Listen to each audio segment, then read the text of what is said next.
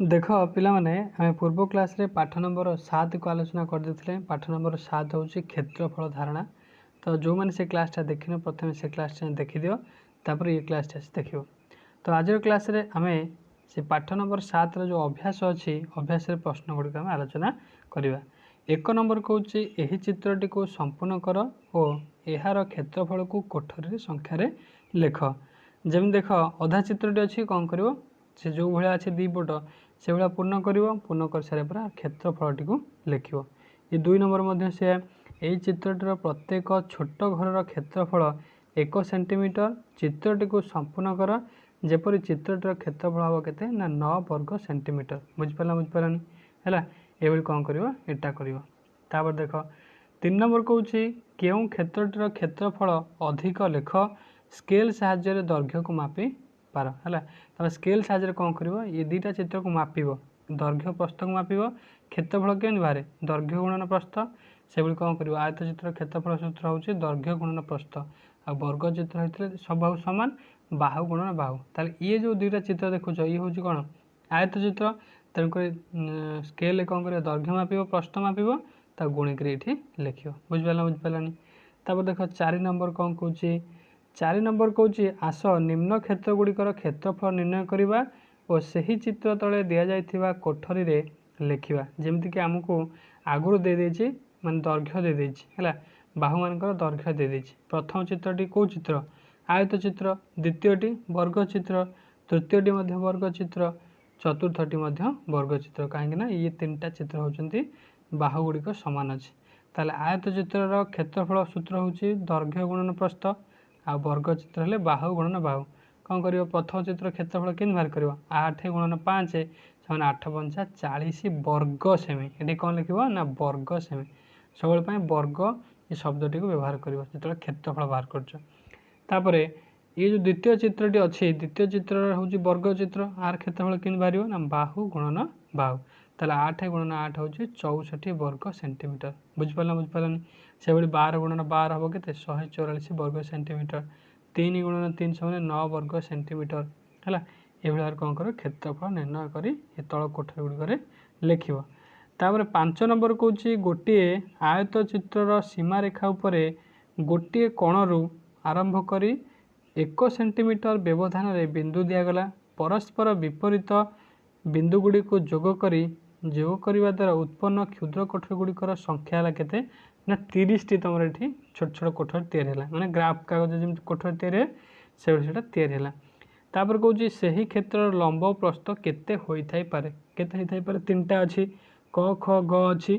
ताले क दैर्घ्य हो पारे 6 सेंटीमीटर प्रस्थ हो पारे 5 सेंटीमीटर 6 पंचा के 30 हो 30 टी कोठरी हो पारे कि दैर्घ्य 10 सेंटीमीटर हो पारे प्रस्थ 3 सेंटीमीटर हो पारे 10 30 हो दैर्घ्य 15 सेंटीमीटर हो पारे आ प्रस्थ 2 सेंटीमीटर हो पारे 30 हो 15 दुने 30। तो ये तुम आउ कि एग्जांपल तुम निजे लिख। बुझिपार जमी क्षेत्रफल दैर्घ्य होता के 30 वर्ग सेंटीमीटर माने 30टा कोठरी तुमको मिलता दरकार है। तापर 6 नंबर क कौची गोटे वर्गाकृति पड़ियार प्रत्येक बाहुर दैर्घ्य हूँ 6 मीटर हेले यार क्षेत्रफल के क्षेत्रफल वर्ग हूँ कौन वर्ग चित्र हूँ बाहु गुणन बाहु माने 6 गुणन 6 करदे के 36 हो 36 वर्ग मीटर। बुझिपारानी तापर से भाई ख गोटे वर्गाकृति पड़ियार क्षेत्रफल हूँ 49 वर्ग मीटर 49। ताले कौ दुईटा सामान संख्या गुणिले से हो के 49 636 7 7 49 ताले 7 हो कौन प्रत्येक बाहुर दैर्घ्य हो 7 सेंटीमीटर मीटर है। ये मीटर अच्छे ये मीटर लिखे सेंटीमीटर नहीं मीटर। तापर देख 7 नंबर कौन तले दि जाइथिबा क्षेत्र दुईटी को लक्ष्य कर और तले दि जाइथिबा खाली स्थान पूरण कर। प्रत्येक छोट कोठरीर दैर्घ्य हूँ 1 वर्ग 1 सेंटीमीटर प्रस्थ हूँ 1 सेंटीमीटर है। देख आम कौन करवा प्रथम कौन क ख ग घ परिसीमा केते प्रथम चित्र को लक्ष्य कर यही हिसाब से 7 नंबर 8 नंबर दुईटा हूँ सामान गोटे बुझेदे सब जगह तुम कर कौन क ख ग घर परिसीमा केते क ख ग घर परिसीमा केते है। देख आम जाने दैर्घ्य प्रस्थ होती 1 सेंटीमीटर छोट कोठर ताले केतोटी कोठरी अछि देख 1 2 3 4 5 6 7 ये हूँ 7 कौन ना 7 सेंटीमीटर तलू देखिए केते अच्छी कोठरी 1 2 3 4 5 यहाँ हूँ 5 सेंटीमीटर ताले 7 ये हूँ 5 परिसीमा केमी बाहर ताले यहाँ हूँ गोटे कौन आयत चित्र परिसीमा हूँ 2 गुणन दैर्घ्य युक्त प्रस्थ ताले 7 5 12 12 दून हो ना 24 सेंटीमीटर बुझिपारनी ताले से क्षेत्रफल के बाहर ना 7 रे 5 गुणीदेव 7 पंजा के 35 35 वर्ग सेंटीमीटर ताले तुम कौन कर चेक करने 35 वर्ग सेंटीमीटर हो ना कोठरी जितक भितर अच्छी सब गणिदेव बुझिपारनी तापर देख 8 नंबर कौन कहे 8 नंबर से बुझेदेली जमी 7 नंबर पूरा डिक्ट हो 8 नंबर से भाया देख तब 9 नंबरटा देख 9 नंबर कहे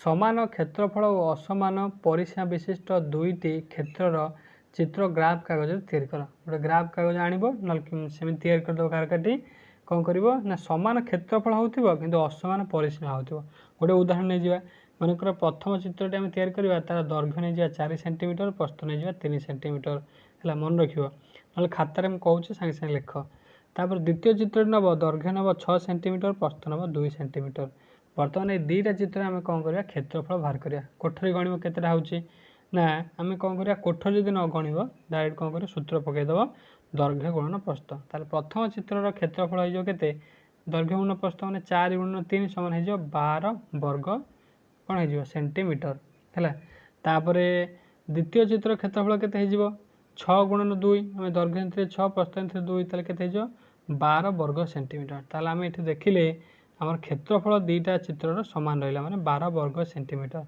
बर्तमान ये आम परिसीमा को चेक करिया परिसीमा केते होउची परिसीमा सूत्र हूँ 2 गुणन दैर्घ्य युक्त प्रस्थ ताले दैर्घ्य नहीं 4 प्रस्थ नहीं 3 ताले परिसीमा केते 3 4 के 7 आधे 2 गुणिले 7 3 14 बुझिपारनी तापर नेक्स्ट आम जो द्वितीय नंबर चित्र नहीं तार परिसीमा काढ़ा कि दैर्घ्य नहीं 6 प्रस्थ नहीं 2 ताले दैर्घ्य युक्त प्रस्थ हूँ 6 2 8 8 2 गुणिले के 8 3 16 बुझिपारनी ताले ये आम परिसीमा असमान रहा है बुझिपारनी यहाँ क नंबर भल भाव में क्लीयर होगा है ख नंबर से भाया देख कहे समान परिसीमा किंतु तार उल्टा केसटा समान परिसीमा हो कि क्षेत्रफलटा क्षेत्रफल विशिष्ट भिन्न हो क्षेत्रफल से भाया तुम कौन कर ग्राफ चित्र अंकन कर जदि से भाया हो पार ग्राफ चित्र तुम अंकन कर तो ये ख नंबरटा तुम पाठ रहा तुम घर कर बुझी न पाले मत कमेंट सेक्शन में जनइब है जहाँ भी टिके भी डाउट रोचे एपर्यंत जहाँ पढ़ेली तुम कमेंट सेक्शन जनइले मुझे निश्चिंत भाव रिप्लाई करी धन्यवाद जय जगन्नाथ।